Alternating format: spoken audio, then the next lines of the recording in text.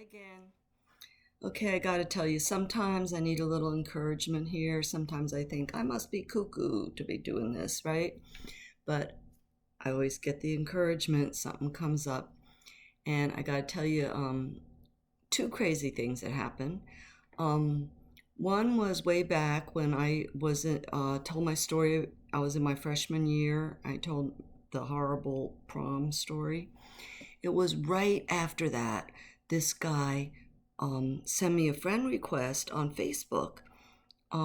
This guy I didn't know really at all, but the name sounded familiar. I knew he was from my high school, and when I thought about it, I remembered I think he was with us. He was in the limo with us. He went to the prom with us, and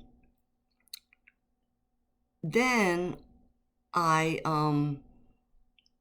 looked at his Facebook because I friended him, looked at his Facebook, and I saw that sure enough, the guy I went to that prom with was his friend. So I messaged to that guy, the guy I went to prom with, who I had not talked to or seen ever since my freshman year of high school.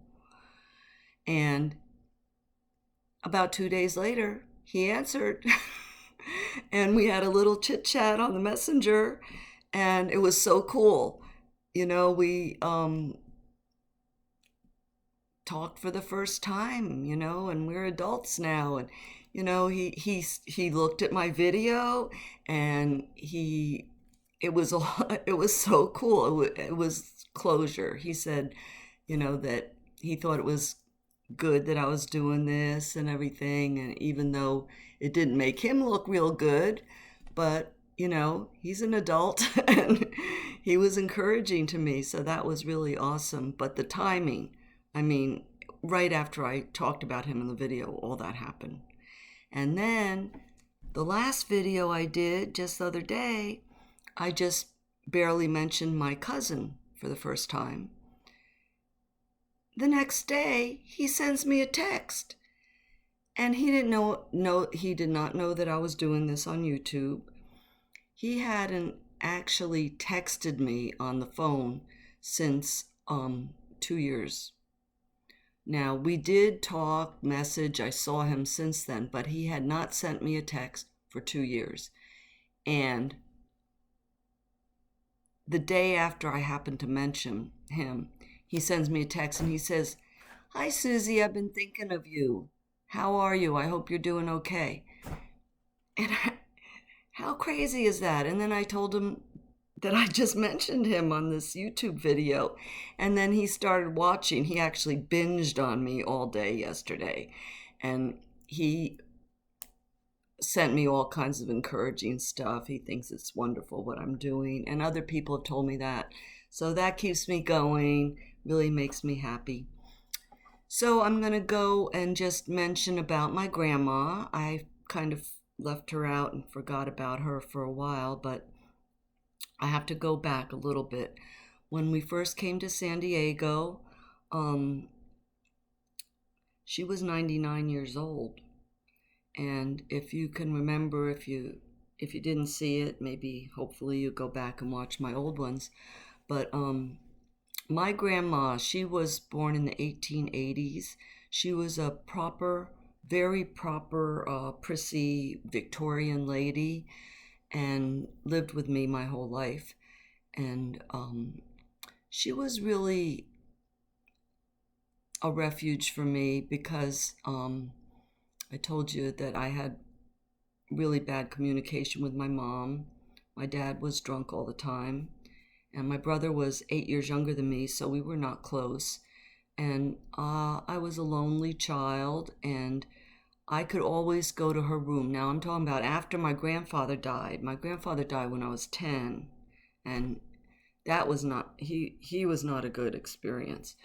But my grandma, after he died, I would go to her bedroom, and anytime that I was lonely, bored, just needed somebody to talk to, just wanted to hang out, I could always go visit with my grandma. She was always happy when I came in the room, and I would sit next to her in her bed, and we would talk. She would every day she would do crossword puzzle from the newspaper and the word. There would be a big long word, and how many words can you make out of this word? And she would like to do that. She was really always, she liked words. She liked reading, vocabulary stuff. She used to read mysteries all the time and Reader's Digest, and I used to read them too. And her favorite show was Lawrence Welk, and I told you in the past she loved Cassius Clay.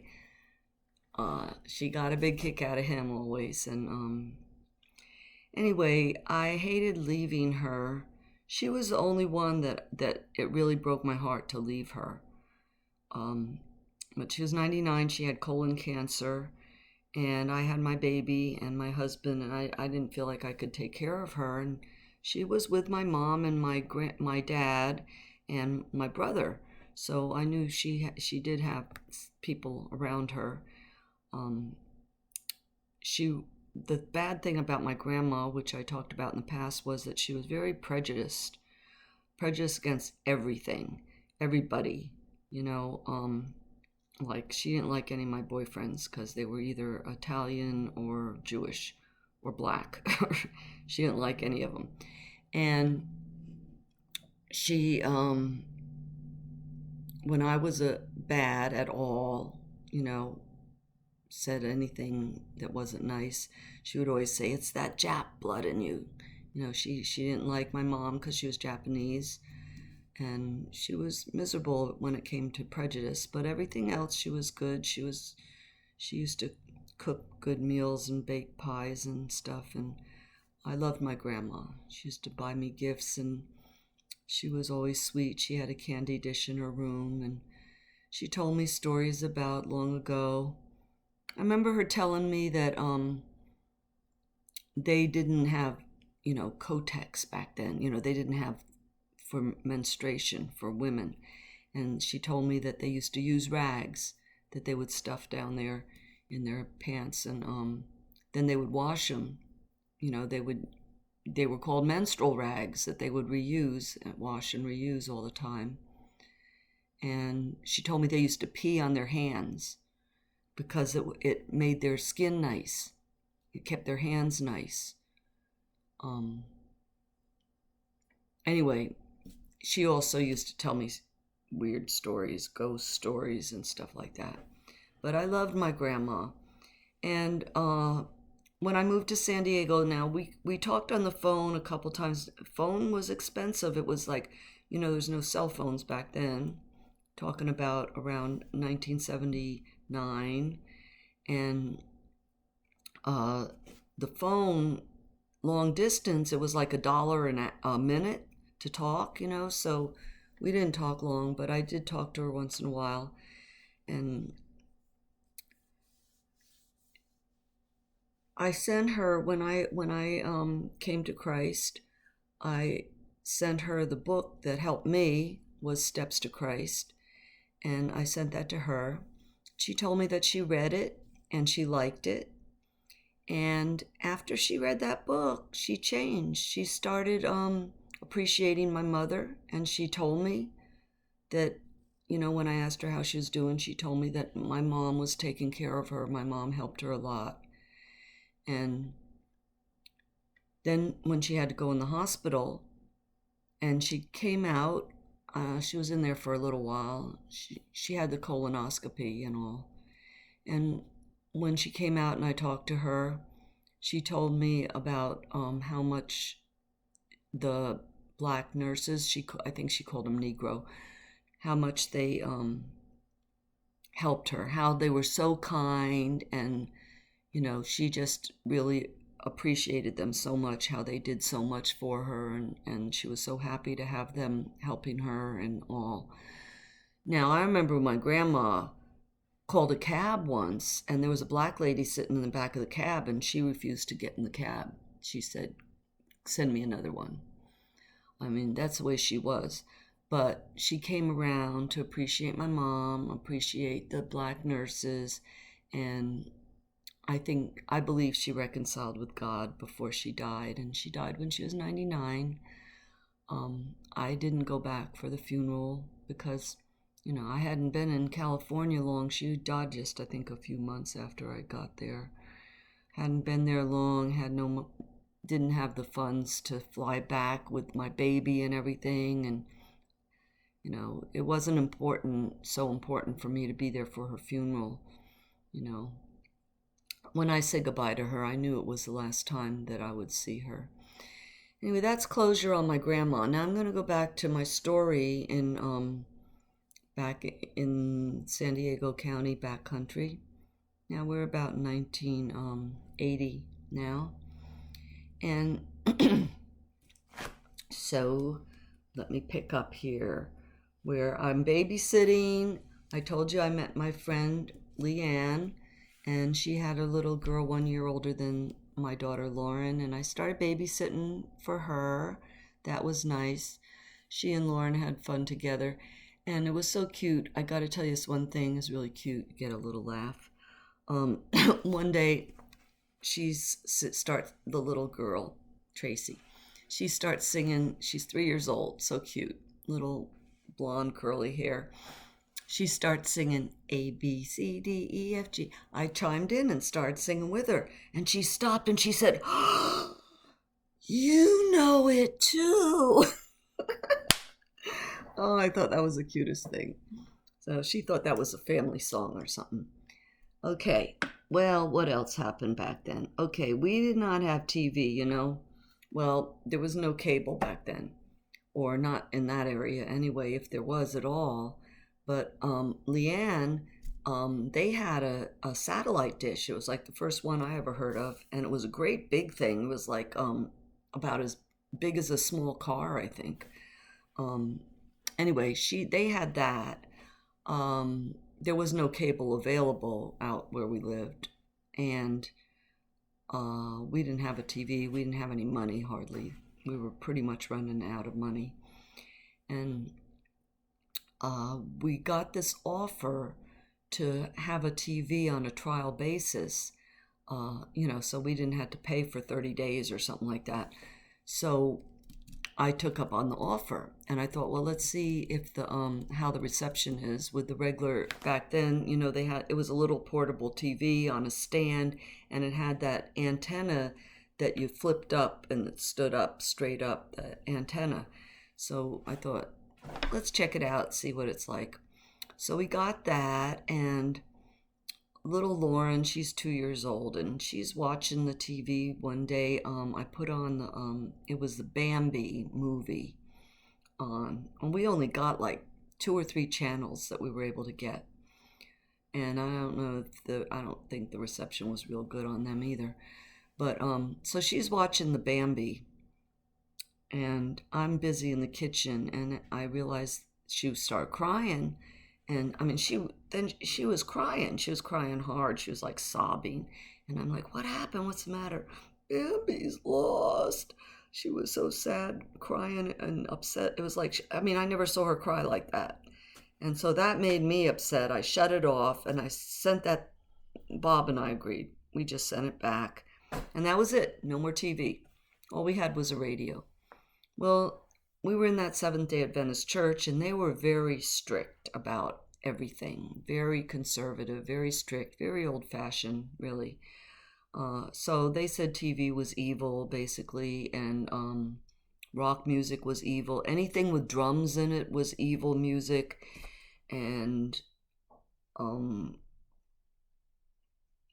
just stay apart from the world, And we were pretty much going with it, because the people were so beautiful people, that just were so good to us, and friended us right away, and very sweet, good people.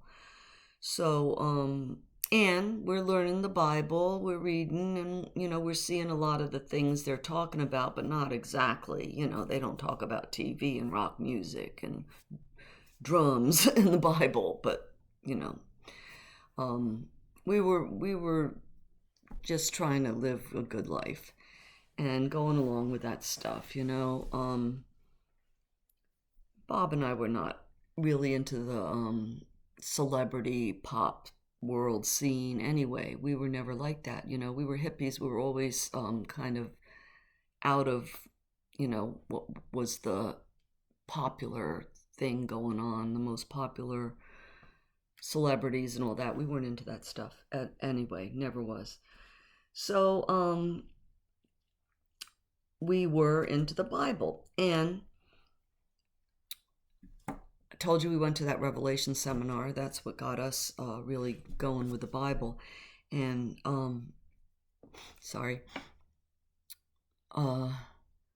there was another Revelation seminar coming up. I guess they do them every year around October, or it ends in October. Anyway, this one was at La Mesa Church. Now, I told you that I had this young lady, new friend, also with 2 babies, a toddler and a little one. Well, one was 3 by now. The other one was, a toddler. And living right by us on the 40 acres.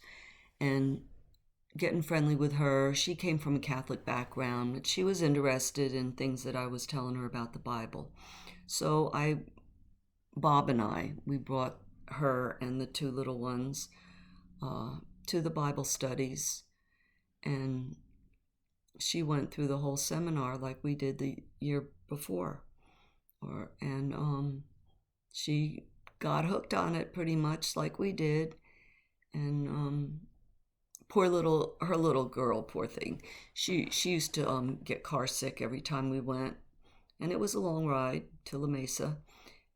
She used to get car sick just like our Layla dog used to get car sick every time. But didn't stop Trisha. She kept on coming every time, bringing the kids.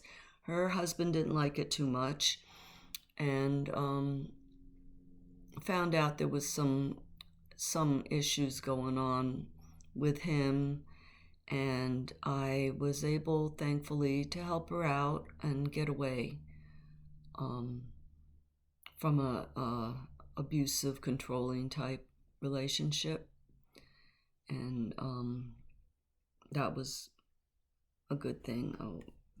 Thankful that I could be of help there. And then, moving right along here in my story, next thing, guess what? I got pregnant again. Now, we were doing just the rhythm method with a diaphragm on that time of the month. And this, because I had been doing the rhythm method for a long time, I could tell when I ovulate a little tiny twinge of pain right in the middle of the month. This one month, I actually felt it happen twice. But anyway, and using the diaphragm and all, but guess what? I got pregnant. And I had very mixed emotions about it. Because we were so broke. We had no money. We had nothing. I mean, Bob's cousin from New Jersey had a baby little time about a year before Lauren, a little girl, and she sent a big box of clothes for Lauren. My mom sent a couple cute little new dresses that we would put on her when we took her to church. But we had no money. We were living really on a shoestring. I learned how to eat very cheap, how to eat good and healthy cheap. A lot of rice and beans, and whatever we could get for cheap. But we ate good and healthy. So I had these mixed emotions. I was happy to be pregnant because I didn't want Lauren to be alone, because I was such a lonely child. I did not want my daughter to have to be like that. I was happy for her to have a playmate. And I used to kind of fantasize about having a bunch of kids, like maybe 4 kids or something, a big family, which I didn't have, and I used to admire and envy those that had several brothers and sisters when I was a kid. So that's what I wanted. So that part of me was happy, but realizing that how broke we were, I was like, how are we gonna manage having another child, right? And then also, kind of strange, this might sound strange, but I loved my baby. I love Lauren so much that I just couldn't even imagine how I could love another baby. It's like I just didn't think I had that much love in me to have another one and take care of another one and love them the same and all. I felt inadequate as a person to have 2, But it was happening. So my friend Leanne, it just happened that she got pregnant like right before me. And she just found out she was pregnant. Next thing I was pregnant. And little time went by, we saw each other every once in a while. Well, we saw each other because she would come and pick up Tracy because I was babysitting her daughter every day. But for some reason didn't see her for a little while, a couple weeks maybe. And then I went over to her house. And she took one look at me and she said something's wrong because she was more pregnant than me, like a month more ahead of me. And I was way bigger than her. She was just barely starting to show and I was already popping out. And she said, something's wrong here. She said, you must have your dates wrong. You got to be ahead of me. She said, there's no way. You can't, you're so big already. Well, I agreed and I started to get scared then because I had heard, I was told growing up that my grandfather weighed 14 pounds at birth. Now, I don't know if that's true or not, but that's one big baby. And when Leanne told, I saw how big Leanne was, how big I was blowing up, I was scared and I thought, oh my God, I'm going to have a giant, like my grandfather. I'm going to have like a 14-pound baby, and scared me to death. Well, went to the doctor and doctor says, you're having twins. He said that he heard the 2 heartbeats, strong heartbeats. He said, you're definitely having twins. I could hear them both. Went home and told Bob, and he just didn't want to believe it. He said, no way. He didn't believe it. Ultrasounds were just brand new, and they did not do them routinely. They wouldn't do them unless there was a reason to suspect maybe a problem. But Bob said, I won't believe that there's twins unless I see an ultrasound. So I told my doctor, and he said, yeah, I can order an ultrasound. This is good cause. And I got the ultrasound. It was pretty scary because the lady's going around my stomach, and she's looking for a third one. She said, 1, 2, and she's looking and looking for a third. She said, where there's 2, there can be 3. And turned out that, she said, there's 2, definitely 2. And they're not attached, thank God. So, we're having twins, and we're broke, living in a 10 by 40 foot trailer. To be continued. See me next time. Thanks for watching.